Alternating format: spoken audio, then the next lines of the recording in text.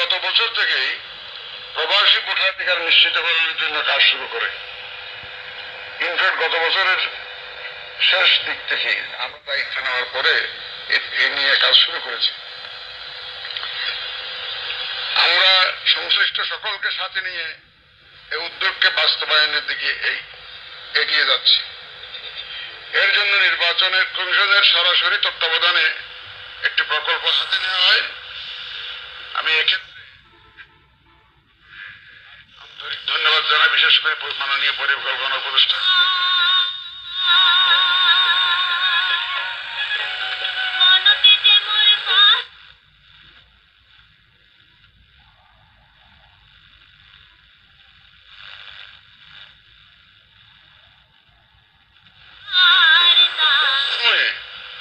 অর্থাৎ 3 মাসের কিছুটা বেশি সময়ের মধ্যে মোবাইলে উন্মোচন